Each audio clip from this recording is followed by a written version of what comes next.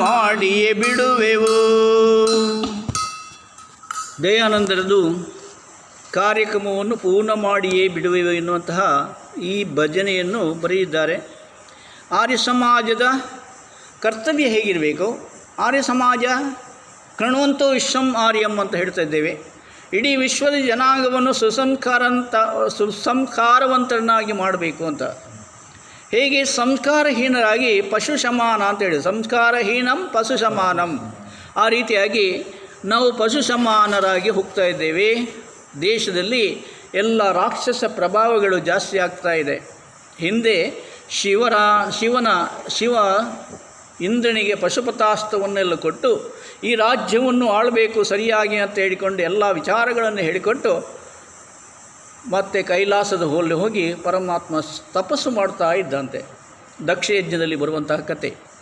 ಆಗ ಇಲ್ಲಿ ಇಂದ್ರ ದೇವತೆಗಳ ಒಟ್ಟಿಗೆ ವೈಭೋಗದಲ್ಲಿ ಇದ್ದುಕೊಂಡು ರಾಜ್ಯವನ್ನು ಸರಿಯಾಗಿ ಪಾಲನೆ ಮಾಡಲಿಲ್ಲ. ಆವಾಗ ರಾಷ್ಟ್ರದಲ್ಲಿ ಈ ದುಷ್ಟಶಕ್ತಿ ಎಲ್ಲ ರಾಕ್ಷಸ ಪ್ರಭಾವವೆಲ್ಲ ಬೆಳೀತಾ ಇದೆ. ಹಾಗೆ ಬೆಳೆದನ್ನು ನೋಡಿ ಆವಾಗ ನಾರದರಿ ಮೊದಲಾದಂತಹ ಋಷಿಗಳೆಲ್ಲ ಹೋಗಿ ಈಶ್ವರನ್ನು ಯೋಗನಿದ್ರೆಯಿಂದ ಎಬ್ಬಿಸ್ತಾರೆ.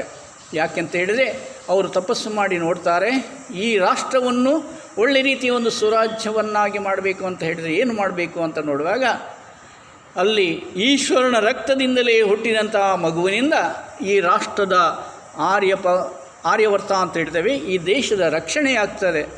ಅದಕ್ಕೋಸ್ಕರ ಆ ರೀತಿಯಾಗಿ ಆ ಮಗನನ್ನು ಹುಟ್ಟಬೇಕಂತ ಹೇಳಿದೆ, ಮಗನನ್ನು ಸೃಷ್ಟಿ ಮಾಡಬೇಕು ಅಂತ ಹೇಳಿದರೆ ಅದು ಈಶ್ವರ ಪರ್ವತರಾಜನ ಮಗಳು ಪಾರ್ವತಿಯನ್ನು ಮದುವೆ ಆಗಬೇಕು. ಪಾರ್ವತಿಗೆ ಹುಟ್ಟಿದಂಥ ಆ ಮಗುವಿಂದ ಈ ರಾಷ್ಟ್ರದ ರಕ್ಷಣೆ ಆಗ್ತದೆ ಎಂಬುದನ್ನು ಯೋಗ ಧ್ಯಾನದಿಂದ ಅವರು ನೋಡ್ತಾರೆ. ವರ್ತಮಾನ, ಭವಿಷ್ಯತ್ ಮತ್ತು ಭೂತಕಾಲ ಅಂತ ಹೇಳ್ತೇವೆ. ಈ ರೀತಿಯಾಗಿ ಎಲ್ಲವನ್ನೂ ಯೋಗದಿಂದ ನಮಗೆ ನೋಡಲಿಕ್ಕೆ ಆಗ್ತದೆ, ತಿಳಿಲಿಕ್ಕೆ ಆಗ್ತದೆ, ಮುಂದಕ್ಕೆ ಏನಾಗ್ತದೆ ಅಂತ ಹೇಳಿಕೊಂಡು ಅದನ್ನು ಅವರು ಆ ರೀತಿಯಾಗಿ ನೋಡಿಕೊಂಡು ಪರ್ವತರಾಜನ ಮಗಳು ಪಾರ್ವತಿಯನ್ನು ಕರ್ಕೊಂಡು ಹೋಗಿ ಈಶ್ವರನತ್ತ ಮದುವೆಗೆ ಒತ್ತಾಯ ಮಾಡ್ತಾರೆ. ಈಶ್ವರ ಹೇಳ್ತಾನೆ, ನಾನು ಪುನಃ ರಾಜ್ಯಕ್ಕೆ ಬರುವುದಿಲ್ಲ, ರಾಷ್ಟ್ರವನ್ನು ರಕ್ಷಣೆ ಮಾಡಿಕೋಸ್ಕರ, ಲೋಕ ಕಲ್ಯಾಣಕ್ಕೋಸ್ಕರ ಒಂದು ಮಗುವನ್ನು ಕೊಡಬೇಕು, ಅದಕ್ಕೋಸ್ಕರ ನೀನು ಪಾರ್ವತಿಯನ್ನು ಮದುವೆ ಆಗಬೇಕು ಅಂತ ನೀವು ಹೇಳ್ತಾ ಇದ್ದೀರಿ. ಆ ಪ್ರಕಾರವಾಗಿ ಅವಳಿಗೆ ಒಂದು ಮಗುವನ್ನು ಕೊಡುವುದಕ್ಕೆ ನಾನು ತಯಾರಾಗಿದ್ದೇನೆ. ಆದರೆ ಅವಳು ನನ್ನ ಪರಿಸ್ಥಿತಿಗೆ ಬರಬೇಕು. ನನ್ನ ಹತ್ರ ಇಲ್ಲಿ ಯಾವುದು ಬಟ್ಟೆ ಇಲ್ಲ, ಯಾವುದು ವೈಢೂರ್ಯಗಳಿಲ್ಲ, ಎಲ್ಲ ಸಂಪತ್ತು ಸೌಭಾಗ್ಯವನ್ನು ಬಿಟ್ಟು ಚರ್ಮವನ್ನು ಹೊತ್ತುಕೊಂಡು ನಾನು ಇಲ್ಲಿ ತಪಸ್ಸು ಮಾಡ್ತಾ ಇದ್ದೇನೆ. ಅದೇ ರೀತಿಯಾಗಿ ಅವಳು ಕೂಡ ತಪಸ್ಸು ಮಾಡಿಕೊಂಡು ತನ್ನ ಎಲ್ಲ ಗುಣಗಳನ್ನು ವ್ಯಾಮೋಹವನ್ನು ಬಿಡಬೇಕು. ಮೊದಲನೇ ಹೆಂಡತಿ ದಾಕ್ಷಾಯಿಣಿ ಏನು ಮಾಡ್ತಾಳೆ, ತಂದೆ ತಾಯಿಯ ಮನೆಯಲ್ಲಿ ಹೋಗಿ ಜಗಳ ಮಾಡಿ ತಂದೆ ತಾಯಿಯ ಆಸ್ತಿಯ ಸಂಪತ್ತು ಇದನ್ನು ಸೌದನ್ನೆಲ್ಲ ಬಿಡದೆ ವ್ಯಾಮೋಹದಲ್ಲಿ ಅಲ್ಲಿ ಹೋಗಿ ತಂದೆಯೊಟ್ಟಿಗೆ ಜಗಳ ಮಾಡಿ ದಕ್ಷ ಮಾಡುವಂತಹ ಯಜ್ಞಕ್ಕೆ ಹಾರಿ ಆತ್ಮಹತ್ಯೆ ಮಾಡ್ತಾಳೆ. ಇದನ್ನು ನೋಡಿ ವೈರಾಗ್ಯದಿಂದ ಈಶ್ವರನಿಗೆ ಆ ರೀತಿ ವೈರಾಗ್ಯ ಬರ್ತದೆ. ಈ ಸಂಪತ್ತು ಸೌಭಾಗ್ಯವೆಲ್ಲ ಶೂನ್ಯ, ನಾನು ಪರಮಾತ್ಮನ ಸಾಕ್ಷಾತ್ಕಾರ ಮಾಡುವುದೇ ಒಳ್ಳೆಯದು ಎನ್ನುವಂಥ ಉದ್ದೇಶದಿಂದ ಆ ಪರಮಾತ್ಮನ ಸಾಕ್ಷಾತ್ಕಾರ ಮಾಡಲಿಕ್ಕೆ ಕೈಲಾಸದಲ್ಲಿ ತಪಸ್ಸು ಮಾಡ್ತಾ ಇದ್ದಾನೆ. ಆ ರೀತಿಯಾಗಿ ನಮ್ಮ ಪರಿಸ್ಥಿತಿ ಕೂಡ ಇವತ್ತು ಅದೇ ರೀತಿಯಾಗಿ ನಡೀತಾ ಇದೆ. ಇಡೀ ವಿಶ್ವದಲ್ಲಿ ದುಷ್ಟಶಕ್ತಿಗಳು, ರಾಕ್ಷಸ ಪ್ರಭಾವಗಳು ಅದೆಲ್ಲ ನಡೀತಾ ಇದೆ, ಬೆಳೀತಾ ಇದೆ. ಸಾತ್ವಿಕ ಗುಣದ ಸಾತ್ವಿಕ ಜನರಿಗೆ ಇಲ್ಲಿ ಬದುಕುವುದೇ ಕಷ್ಟ ಎನ್ನುವಂಥ ಪರಿಸ್ಥಿತಿಗೆ ಬಂದಿದೆ. ಅಂತಹ ಪರಿಸ್ಥಿತಿಗೆ ಬರುವಾಗ ಈ ದೇಶದ ರಕ್ಷಣೆ ಆಗಬೇಕು ಅಂತ ಹೇಳಿದರೆ ದೇವರು ನಮಗೆ ಈ ಆರ್ಯ ಸಮಾಜವನ್ನು ಕೊಟ್ಟಿದ್ದಾರೆ. ಯಾಕೆಂತ ಹೇಳಿದರೆ ದಯಾನಂದರು ಈ ರೀತಿಯಾಗಿ ಆರ್ಯ ಸಮಾಜದ ವೇದ ಸಂಸ್ಕಾರವನ್ನು ನಾವು ಅನುಕರಣೆ ಮಾಡಿಕೊಂಡು ಹೋದರೆ ವಿಶ್ವವನ್ನು ನಾವು ಸುಸಂಸ್ಕಾರವಂತ ಆರ್ಯರನ್ನಾಗಿ ಮಾಡಲಿಕ್ಕೆ ಸಾಧ್ಯ ಇದೆ. ಅದಕ್ಕೆ ಕಮ್ ಬ್ಯಾಕ್ ಟು ವೇದದಾರಿಗೆ ಮರಳಿ ಬನ್ನಿ ಅಂತ ಹೇಳಿಕೊಂಡು ದಯಾನಂದ ಸರಸ್ವತಿಯವರು ಆರ್ಯ ಸಮಾಜವನ್ನು ಸ್ಥಾಪನೆ ಮಾಡಿ ಸಂದೇಶವನ್ನು ನೀಡಿದ್ದಾರೆ. ಈಗ ಆರ್ಯ ಸಮಾಜದ ಈ ಸಲ 200ನೇ ವರ್ಷದ ಈ ದಯಾನಂದ ಸರಸ್ವತಿಯವರ 200ನೇ ವರ್ಷ. ಈ ವರ್ಷದಲ್ಲಿ ಈ ರೀತಿಯ ಎಲ್ಲ ಕೆಲಸಗಳು ಎಲ್ಲ ಕಡೆಯಲ್ಲಿ ನಡೀತಾ ಇದೆ, ಜನ ಸಂಘಟನೆ ಆಗ್ತಾ ಇದೆ. ಆ ರೀತಿಯಾಗಿ ಆಂದೋಲನಕ್ಕೆ ನಾವು ಹೊರಟಿದ್ದೇವೆ. ಮೊನ್ನೆ ಆದಿತ್ಯವಾರ ಕೂಡ ಮುಂಬೈಯಿಂದ ಒಂದು 15 ಜನ ಕರ್ನಾಟಕಕ್ಕೆ ಬಂದಿದ್ದಾರೆ. ಅವರು ಈ ಗೂಗಲಲ್ಲಿ ಮೀಟಿಂಗ್ ಮಾಡುವಂಥ ಒಂದು ಇದಿದೆ. ಅದರ ಪ್ರಕಾರವಾಗಿ ಅಲ್ಲಿ ಮೀಟಿಂಗ್ ಮಾಡಿ ಎಲ್ರಿಗೊಂದು ಪ್ರಚಾರವನ್ನು ಕೊಟ್ಟಿದ್ದಾರೆ ಎಲ್ಲ ಕಡೆಯಲ್ಲಿ. ಹಾಗೆ ಅಂಥ ಕೆಲಸವನ್ನು ನಾವು ಕರ್ನಾಟಕದಲ್ಲಿ ಮತ್ತೆ ಮಾಡಬೇಕು ಎನ್ನುವಂಥ ಉದ್ದೇಶದಿಂದ ಆರ್ಯ ಸಮಾಜದಲ್ಲಿ ಈ ರೀತಿಯ ಒಂದು ಧ್ಯೇಯೋದ್ಧೋರಣೆಯೊಟ್ಟಿಗೆ ಕೆಲಸ ಮಾಡಬೇಕೆಂಬ ಉದ್ದೇಶದಿಂದ ಕರ್ನಾಟಕದಲ್ಲಿ ನಾವು ಈ ಕೆಲಸವನ್ನು ಮಾಡ್ತಾ ಇದ್ದೇವೆ. ಆದರೆ ಮಂಗಳೂರು ಆರ್ಯ ಸಮಾಜ ಸ್ವಲ್ಪ ನಿದ್ರೆಯಲ್ಲಿದೆ. ನಿದ್ರೆಯಿಂದ ಬಡಿದೆಬ್ಬಿಸುವುದು ನಮ್ಮದು ಕರ್ತವ್ಯ. ಆ ರೀತಿ ಬಡಿದೆಬ್ಬಿಸೋದಕ್ಕೋಸ್ಕರ ನಾನು ಈ ಮಾತುಗಳನ್ನು ಹಾಡಿದ್ದೇನೆ. ಆ ಪ್ರಕಾರವಾಗಿ ದೇವರತ್ತ ಪ್ರಾರ್ಥನೆಯನ್ನು ಮಾಡುತ್ತಾ ನಮ್ಮ ಕೊನೆಯ ಹಂತಕ್ಕೆ ಬರೋಣ. ಓ ಅನಂತ ಜ್ಞಾನನಿಧಿ ಭಗವಾನ್, ಓ ಅನಂತ ಜ್ಞಾನನಿಧಿ ಭಗವಾನ್, ನೀನು ಸರ್ವಾಂತರ್ಯಾಮಿ, ನೀನು ಸರ್ವಾಂತರ್ಯಾಮಿ. ವಿಶ್ವ ಬ್ರಹ್ಮಾಂಡದಲ್ಲಿ ನೀನಿಲ್ಲದ ಎಡೆಯಿಲ್ಲ, ನೀನು ಅರಿಯದ ವಸ್ತುವಿಲ್ಲ, ನೀನರಿಯದ ವಸ್ತುವಿಲ್ಲ. ಜಗತ್ತಿನಲ್ಲಿ ಯಾರಿಂದಲೂ ಮೀರಲಾಗದ ಸತ್ಯ ನಿಯಮಗಳ ಏಕಮಾತ್ರ ನಿಯಮಕನು ನೀನು. ನಿನ್ನ ನಿಯಮಗಳಿಗೆ ತಲೆಬಾಗಿ ನಡೆಯುವ ಮನುಜನೇ ಧನ್ಯ. ಓ ಸರ್ವಸಾಕ್ಷಿ, ಇಂದು ನಿನ್ನೆದುರು ಅಸತ್ಯದಿಂದ ಸರಿದು ಸತ್ಯದ ಮಾರ್ಗದಲ್ಲಿ ಅಡಿಯಿಡುವ ವ್ರತವನ್ನು ಕೈಗೊಂಡಿರುವೆನು. ಮಾರ್ಗವು ದುರ್ಗಮವೆಂದು ನಿನ್ನ ಮಹಿಮೆಯಿಲ್ಲದೆ ಸಿದ್ಧಿಸದೆಂದು ನಿನ್ನ ನರಿತ ಧೀರರು ಸಾರುತ್ತಿರುವರು.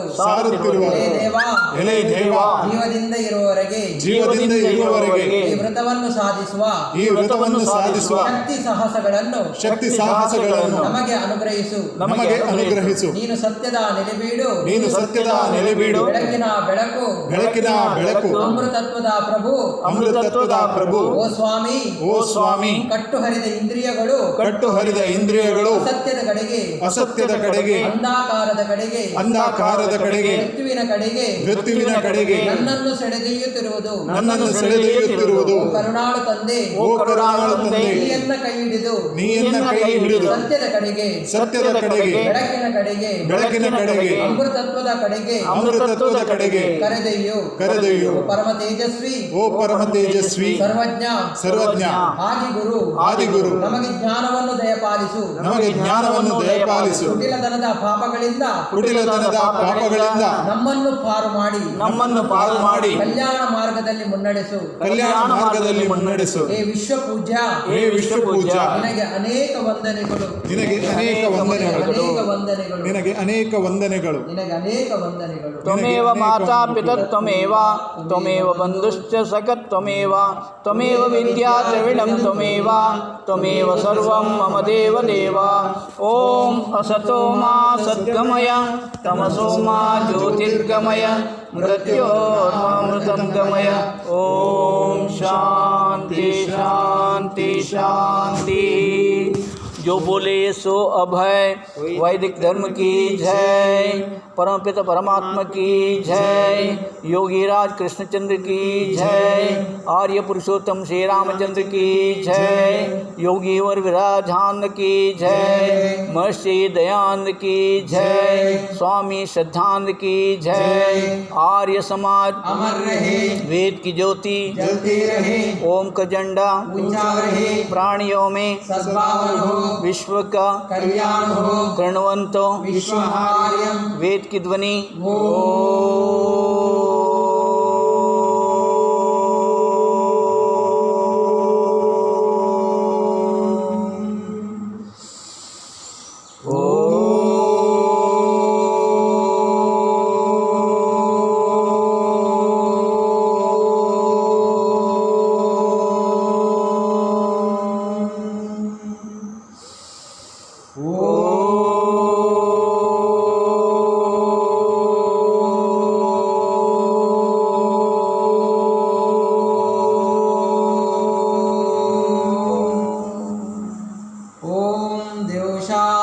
अंतरिक्षगम शांति, पृथ्वी शांति, आकाश शांति, औषधय शांति, वनस्पति शांति, विश्वे देवा शांति, ब्रह्मा शांति, सर्वगम शांति, शांतिरेवा शांति, श्यामा शांतिरेधि. ओम शांति शांति शांति. आ ब्रह्मणो हेळि अंते. ಓಂ ಆಬ್ರಹ್ಮಣ್ ಬ್ರಹ್ಮಣೋ ಬ್ರಹ್ಮವರ್ಚಸಂ ಜಾಯತಃ ಅಹೋರಾಷ್ಟ್ರೇ ರಾಜನ್ಯಶೂರೈಃ ಶವ್ಯಃ ಅದಿವ್ಯಾಧಿ ಮಹಾರಥೋ ದುಗ್ಧದೇನಂ ಗುಣಾನೋ ಅನಡ್ವನ್ನೋ ಅಶೋ ಸಪ್ತಿ ಪುರಂದೀಶಂ ದೀಕ್ಷರತಿಷ್ಠ ಸಭಾಯಃ ಯುವಸ್ಯ ಜಮಾನಸ್ಯ ವೀರೋ ಜಾಯತೆ ನಿಕಾಮೇನ ಪರ್ಜನ್ಯು ವರ್ಷತೋ ಫಲವತ್ಯೋ ನ ಔಷಧ್ಯಃ ಪಂಚತಾಂ ಯೋಗಕ್ಷೇಮಾನಾಂ ಕಲ್ಪತಃ. ಅರ್ಥ ಹೇಳಿ. ಈ ರಾಷ್ಟ್ರದಲ್ಲಿರೋ ವಿದ್ವಾಂಸರು ಬ್ರಹ್ಮವರ್ಚಸಿಗಳಾಗಿ ಅವಿದ್ಯೆಯ ನಾಶವನ್ನು ಮಾಡಲಿ. ಕ್ಷತ್ರಿಯರು ಶೂರರು ಶತ್ರುಗಳನ್ನು ಕೊಲ್ಲಲು ಸಮರ್ಥರು ಮಹಾರಥರಾಗಿ ಉತ್ಪನ್ನರಾಗಲಿ. ಹಾಲನ್ನು ಕರೆಯುವ ಹಸು ಭಾರವನ್ನು ಹೊರವೆತ್ತು ಶೀಘ್ರಗಾಮಿಯಾದ ಕುದುರೆ ಸಂತಾನ ಧಾರಣೆ ಮಾಡುವ ಸ್ತ್ರೀಯು ಸಮಯ ಸಮಯಗಳಲ್ಲಿ ತಮ್ಮ ತಮ್ಮ ಕರ್ತವ್ಯಗಳಲ್ಲಿ ತೊಡಗಿಸಿಕೊಳ್ಳಿ. ಈ ರಾಷ್ಟ್ರದಲ್ಲಿರುವ ಯಜಮಾನನ ಪ್ರಜೆಗಳು ಸಭಾಸರು ವೀರರಾಗಿ ಉತ್ಪನ್ನರಾಗಲಿ. ನಿಶ್ಚಿತ ಸಮಯಗಳಲ್ಲಿ ಮೇಘವು ವರ್ಷಿಸಲಿ. ವನಸ್ಪತಿಗಳು ಫಲಯುಕ್ತವಾಗಿ ಪಕ್ವವಾಗಲಿ. ಓಂ ಶಾಂತಿ ಶಾಂತಿ ಶಾಂತಿ. ಓಂ